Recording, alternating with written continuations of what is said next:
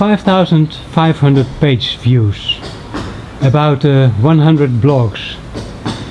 Philosophy on the move. Yes. Well, let me first explain why I chose a blog instead of a book. Well, I have also written books on philosophy, but I wanted to bring it to a wider audience worldwide, hopefully also younger people. And I realized that to do that, to have any chance of succeeding in that, you have to take a modern form in the internet age. And so I opted for small pieces, about 500 words, which can be read independently. You can pick out any piece and read it without having to read the other pieces that preceded it. Although I do give references, so for those people who want to trace the connections, they can do so. They find the references to other pieces. The central purpose is to try and set humanism on a new footing, a new basis. Humanism used to be based very much on Enlightenment ideals of the rational human being and the autonomous self, the human being. And I think it's quite clear that rationality of the human being is limited, that there's much irrationality also in society, things happening that no one intended, but it's become complex. And also the idea that the human being is autonomous is not, I think we can see now that this is not the case. The human being is socially constituted, and the self needs other people to develop itself and also to achieve what I think is the highest form of freedom, that you also become free from your own prejudice. And you can get this only from the opposition of other people who listen to you and you discuss with them, and they point out where your ideas are wrong. And so you need other people to develop yourself and to achieve that kind of freedom as well. I also think that we should face the imperfections, the irrationalities, the complexities, the imperfections of the human being in his conduct and in society. And so I want to develop a humanism that is consistent with that, which is oriented more towards the other, and which also leaves old preferences for ideas and rules that are universal and absolute and unchanging, and recognize that meanings of words, ideas, insights change, remain imperfect. For that I use the idea of imperfection on the move, so it is very much a dynamic approach towards the change of words, of meanings, of insights, of identities of people. Identities are not pre-established and fixed. And I want to do this in a way that not to go back to religion with a god, and not to fall back into paternalistic moralism. And in that sense, I'm a follower of Nietzsche. I want to establish the flourishing of life, being suspicious of morality, recognize change, recognize the imperfections of knowledge.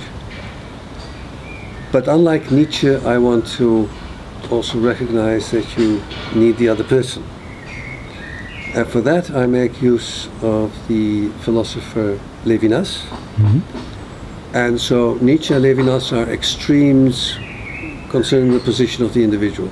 And I'm trying to find a way in between and investigate further the role of the other that is needed for the self in this imperfection on the move, and recognizing that death is inevitable, there's no life after death.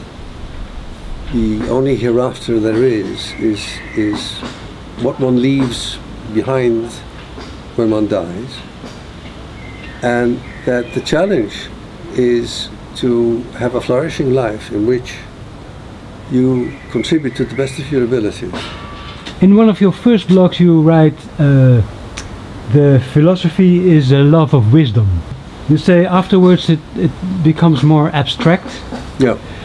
And you want to make a combination between society and philosophy. Yes, absolutely, absolutely. Philosophy used to be a philosophy of life, and gradually it became more an analytic exercise, which is fine up to a point. Analysis, formal analysis, logic. But I think in the process it has become too distant from life. And I see philosophers who say philosophy is not there to yield solutions or to yield answers. I disagree. I think that philosophy should be able to give insights that help people to lead the good life. The notion of the good life, which goes back to ancient Greek philosophy, and provide philosophy as some source of inspiration and some guidance in the sense of asking questions about it and trying to look for answers that help you find the good life. What intrigues me is that you're not only a philosopher but also a scientist.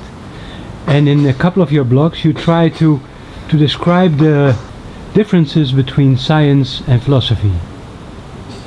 Yes, yes, I find that a fascinating subject. I am a scientist. Most of my life I've spent on doing economic science.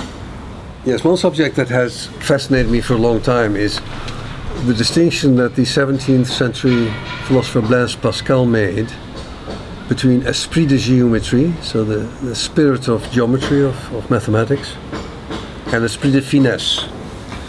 And what he meant by this is that the spirit of geometry is abstraction and rigorous argument and deduction and logic and mathematics. The spirit of finesse has to do with the reality of a complex world full of changes, which is difficult to catch in the abstractions. And he says you need both.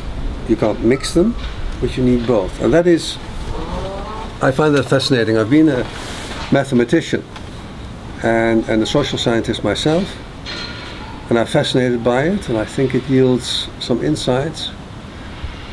But the challenge is to deal with the reality of society that is too complex in order to catch in these abstractions. And we have to recognize that things are changing, that they're complex, that they're tragic, and that they're moving, and hence the imperfection of the move. In fact, what I do is I go through the whole of philosophy with the traditional subjects of the true, the good and the beautiful, the true concerned with knowledge and truth, and the good with ethics and morality, and the beautiful with art. But to that I add other familiar subjects in philosophy, such as philosophy of language and meaning, of identity, history of ideas, ancient thought, the classics, and the Enlightenment and Romanticism and modernism and postmodernism. And I'm looking at all these different traditional subjects of philosophy from this perspective of self and other. The self needs the other, getting away from the obsession with the self, the autonomous self, and the perspective of imperfection on the move. Recognize that things change, ideas change, insights change, identities change. Life remains imperfect, yet it is a challenge, and it can be a form of flourishing of life to make improvements, recognizing that it will still be imperfect. Okay. You told me you're publishing a new book on philosophy. Yes, the first book that I published in last year, 2012, was called Beyond Humanism, The Flourishing of Life, Self and Other. That was this theme of self and other, finding a way between, say, Nietzsche and Levinas. The second book that is currently under review the publisher, is called Beyond Nihilism, Imperfection on the Move. And so nihilism is a term that comes from Nietzsche. God is dead, truth is an illusion, science is limited, morality is hypocritical, and so what's left? Nihilism. Is there nothing left?